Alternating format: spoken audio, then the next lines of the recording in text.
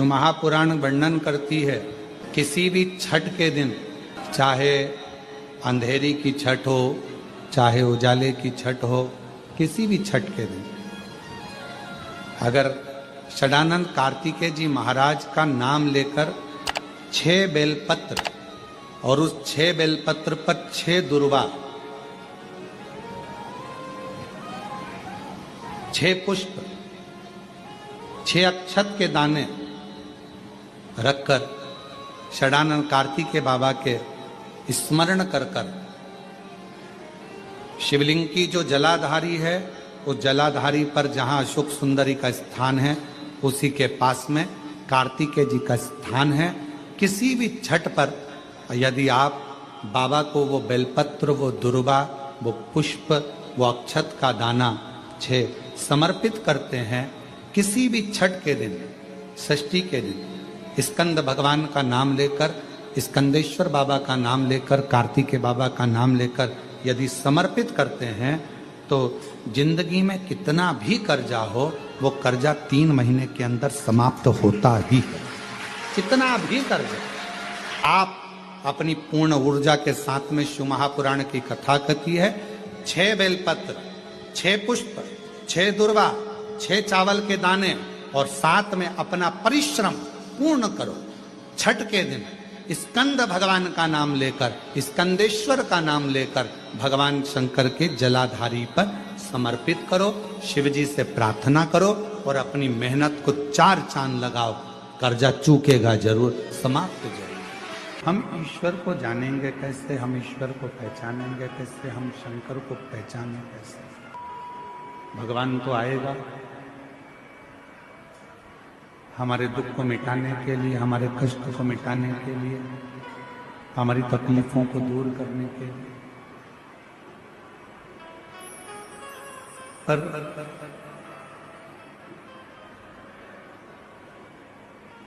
यदि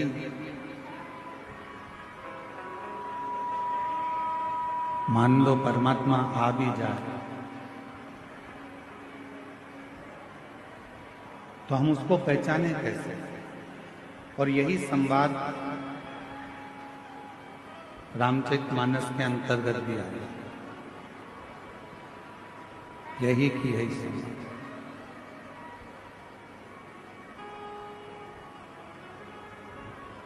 मातंग बाबा से शबरी अम्बा ने,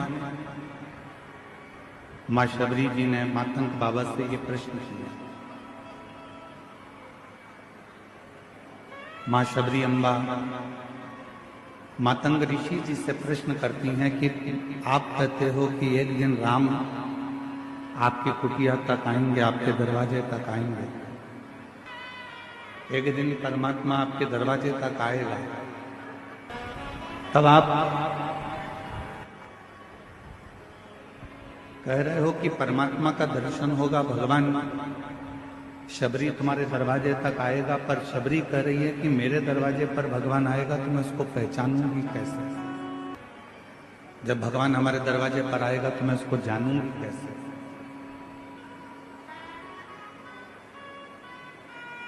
हम उसको पहचान कैसे पाएंगे, हम उसको जान कैसे पाएंगे? तो गुरु मातंग ऋषि ने शब्द कहा, शबरी तुम परमात्मा को पहचानोगी कि नहीं पहचानोगी हम नहीं जानते, हम तो इतना जरूर जानते हैं कि तुम रोज यदि उस परमात्मा को याद करोगी और परमात्मा जब तुम्हारे नजदीक में आएंगे तो तुम परमात्मा को पहचानोगी कि नहीं पहचानोगी हम नहीं जानते, पर यह जरूर है कि परमात्मा तुमको जरूर पहचान जाएगा।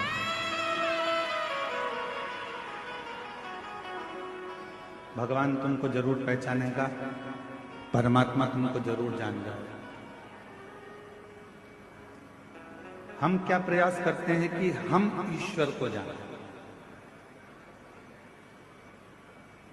हम क्या प्रयास करते हैं कि हम भगवान को जानें?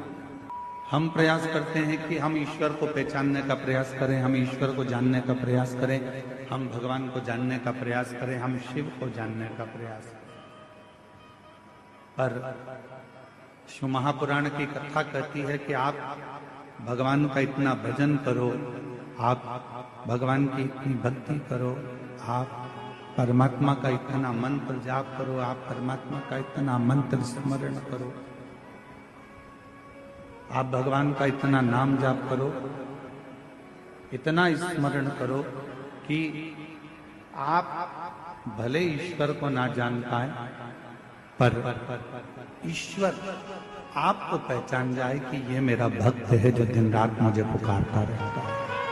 हम ईश्वर को जाने ना जाने पर जब हमारी भगवान शिव के प्रति अविरल भक्ति उत्पन्न हो जाए, जब हमारे भजन का बल बढ़ जाए, तो वो ईश्वर हमको जरूर, जो महापुराण में तो यहां तक वर्णन किया गया है कि यदि मार्गशीर्ष मास के आर्द्रा नक्षत्र के दिन ब्रह्म मुहूर्त से लेकर शाम को प्रदोष काल तक अगर कोई एक बार भी भगवान शंकर के शिवलिंग का दर्शन कर लेता है तो उसकी जिंदगी में उसने कितने भी व्रत करे हो, उपास करे हो, उन व्रतों में, उन उपासों में अगर कोई त्रुटि रह गई है, कोई गलती हो गई, कोई यज्ञ करा, अनुष्ठान करा, साधना करी, तप करा, व्रत करा, दान करा, पुण्य करा, सत्कर्म करा, उसमें अगर कोई त्रुटि रह जाती है, कोई कमी रह जाती है, कुछ छूट गया होता है, तो केवल मार्गशीर्ष मास के आर्द्रा नक्षत्र के दिन भगवान शंकर के शिवलिंग का दर्शन कर लेने से वो सारी त्रुटियां समाप्त हो जाती है और शिव की कृपा।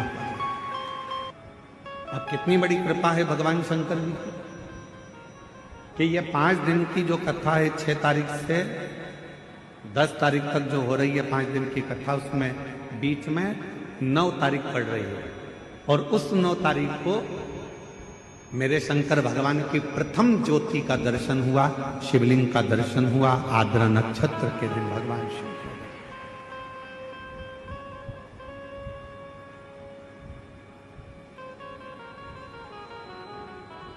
हम निवेदन करेंगे सभी सनातनियों से, सभी शिव भक्तों से, चाहे आप राम जी की आराधना करते हो, चाहे आप भगवान ब्रह्मा की आराधना करते हो, चाहे आप कृष्ण की आराधना करते हो, चाहे आप किसी भी देवी देवता की आराधना करते हो, पर 9 नवंबर आर्द्रा नक्षत्र के दिन मार्गशीर्ष मास के अंतर्गत 9 नवंबर को आर्द्रा नक्षत्र में शंकर जी के मंदिर में जाकर दर्शन एक बार अवश्य करो और भगवान शिव की कथा का रिस्पान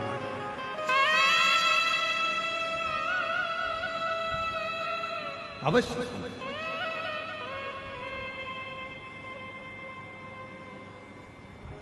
और शंभु शरणे मांगू घड़ी दुख काटो दया कर दर्शन। शिव की आराधना का सुख कहीं ना कहीं भगवान ऐसी कृपा करता है, शिव ऐसी करुणा करते हैं, भगवान शंकर ऐसी दया करते हैं, ऐसी कृपा कर देते हैं कि आपको शिव अपनी ओर खींच लेते हैं। अभी आशीष जी कह रहे थे अपने व्याख्यान में कि गुरुजी ने ये करा है कि सबके गले में, सनातनियों के गले में रुद्राक्ष रहे। हमारा एक लक्ष्य है, सर्वे भवन्तु। कैंसर जैसा रोग इतना बढ़ रहा है, पहले तो इक्का दुक्का कहीं पूरे प्रदेश में 1 या 2 मिलते थे, प्रदेश में, जिले में कहीं एक आध मिल गया तो मिल गया, फिर धीरे धीरे तो इतना बढ़ गया कैंसर जैसा रोग कि जैसे बुखार आ गया। हर 8, 15, 20 घर छोड़कर हर एक गली के अंतर्गत मोहल्ले में कोई ना कोई को सुनने को मिल जाता है कि उनके रिश्तेदार को ये बीमारी हो गई। कौन ने सुनी थी किडनी और लीवर की बीमारियां? पहले के लोग तो कुछ नहीं जानते थे, पर आज के समय में जहां देखो लीवर खराब हो गया, किडनी गड़बड़ हो गई, ये हो गया, वो हो गया। इन बीमारियों से सब ग्रसित है। ऐसा कोई संसार का मनुष्य नहीं है जो बीमारियों से घिरा नहीं है।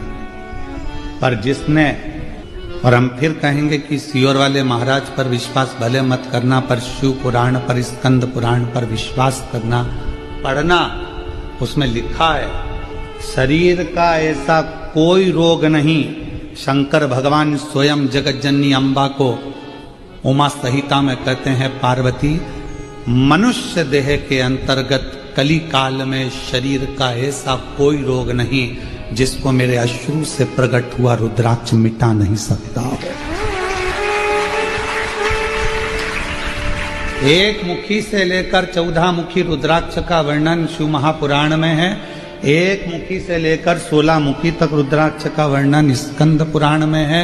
ऐसा कोई रोग नहीं है जिसका निवारण रुद्राक्ष नहीं करता हो। ये शिव कह रहे हैं, सियोर वाला महाराज नहीं। शिव महापुराण में भगवान शंकर स्वयं कह रहे हैं, पार्वती धारण करो शरीर पर। शरीर में अगर ज्यादा रोग है तो उसको तांबे के कलश में गलाकर वो जल शिव जी को चढ़ाओ, चढ़ाकर आचमन करो। पूरी दुनिया में केवल एक सीहोर का रुद्राक्ष ऐसा है जिसको रिसर्च सेंटरों में 1000 बार रिसर्च मारा गया है, केवल सीहोर के रुद्राक्ष कि आखिर ऐसा क्या हो रहा है कि इतने पत्र भरे पड़े हुए हैं, लोगों को संतान हो रही है, किसी का किडनी, किसी का लीवर, किसी का थायराइड सब ठीक हो रहा है, किसी का चर्म रोग ठीक हो रहा है।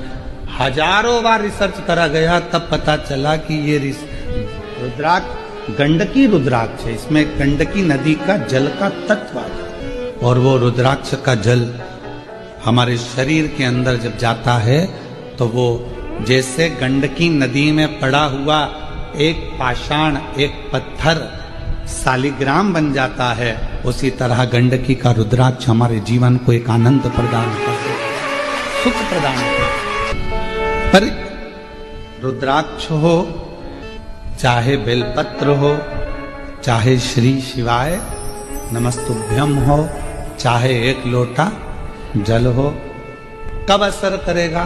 जब आपने उस पर पूर्ण विश्वास कर लिया, भरोसा।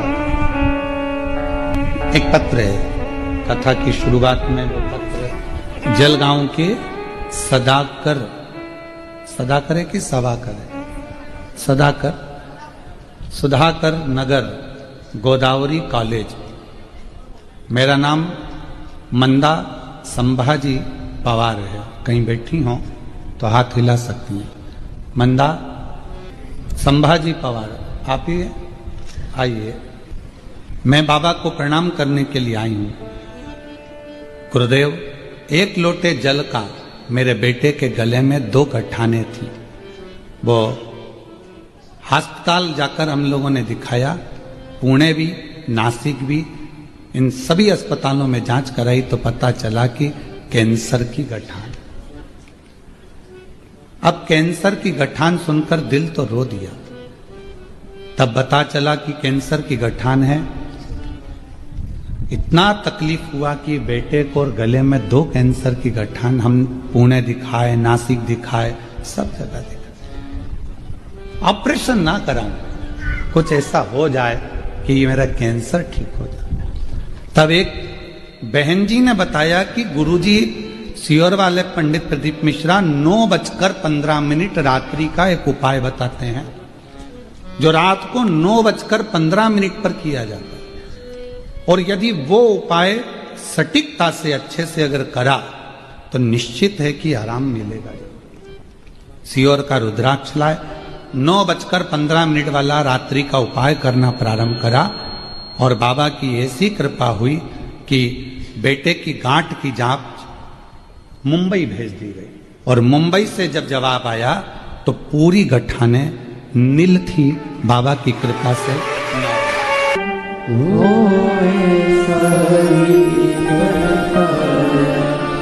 नहीं खाली उसे लौटाया, वो मन ही मन लगाया, कर दिया वाले। दीदी कह रही हैं, जिस बेटे को हुआ था उसके पिताजी को भी कैंसर हुआ था। और दोनों को डॉक्टर ने ऐसा कैंसर बताया था कि वो ठीक नहीं हो सकते थे, पर दीदी कह रही हैं आज दोनों कैंसर मुक्त हो गए बाबा की ये पार्वती मैया का प्रागट्य हो। मां जगत जननी जगदम्बा अम्बा पार्वती का प्रागट्य, मां पार्वती जी का प्रागट्य। हिमालय राज की नगरी में आनंद समाहित हो रहा, पूरी नगरी।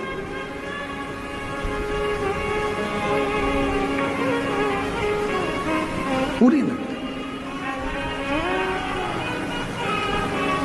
सूचना मिल गई भगवान देवाधिदेव महादेव को कि पार्वती जी का प्रागट्य हुआ। सबसे पहला काम भगवान शंकर जी ने एक करा कि पार्वती जी के प्रागट्य पर देव ऋषि नारद को पार्वती जी का भाग्य बताने के लिए भेज दिया गया। मेरे ओघड़ रानी ने, मेरे शंभू ने, मेरे त्रिकालदर्शी कैलाशी अविनाशी शंकर भगवान देव ऋषि नारद आ गए।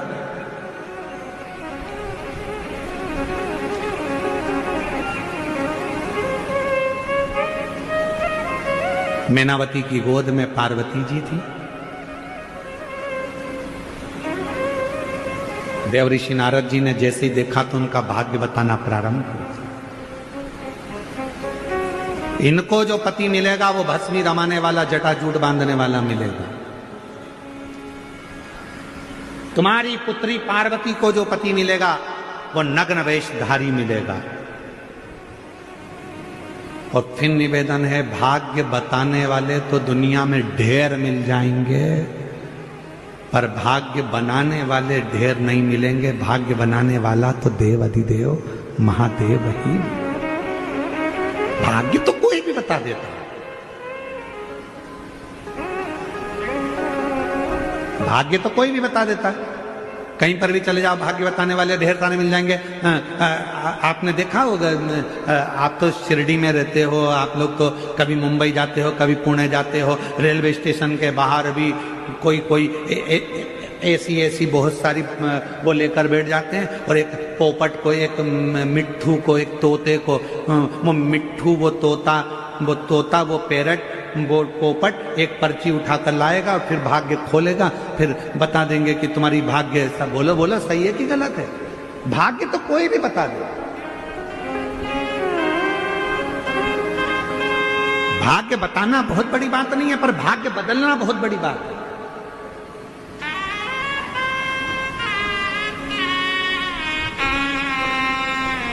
और मेरे देवाधिदेव महादेव किसी का भाग्य कभी नहीं बताते। यशोदा जी ने पूछा था हमारा भाग्य बता दो, तो शिव जी ने मना कर दिया। मां कौशल्या जी ने पूछा था कि राम जी का भाग्य बता दो, तो शिव जी ने मना कर दिया। शंकर भाग्य नहीं बताते, शिव जी का काम है। शंकर भगवान कभी भाग्य नहीं बताएंगे। इसलिए ये व्यासपीठ हमसे कोई पूछे कि हमारा भाग्य बता दो, तो हमको हमारा ही नहीं मालूम, तो हम तुम्हारा क्या खाक बताएं। ये व्यासपीठ भी कभी किसी का भाग्य नहीं बताते। सियोर वाला महाराज कभी किसी का भाग्य नहीं बताता। शिव महापुराण की कथा कहती है शंकर भगवान कभी किसी का भाग्य नहीं बताते, पर शंकर भगवान एक काम करते हैं, एक लोटा जल चढ़ाने वाले का भाग्य बदल देते हैं, भाग्य बना दे।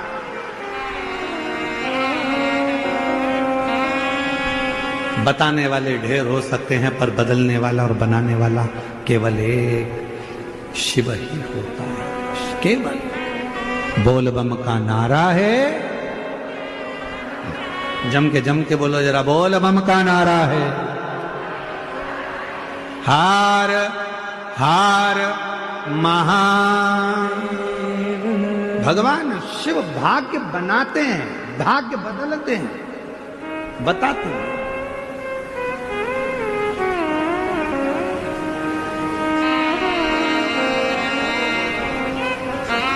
देव ऋषि नारद ने भाग्य बताया। पार्वती जी को जो पति मिलेगा वो ऐसा मिलेगा, जटाजूट बांधने वाला, भस्मी रमाने वाला, नग्न वेशधारी, हिमालय राज के मन में आया कि मेरी बेटी की किस्मत ऐसी लिखी है, मेरा बेटी का भाग्य ऐसा लिखा है।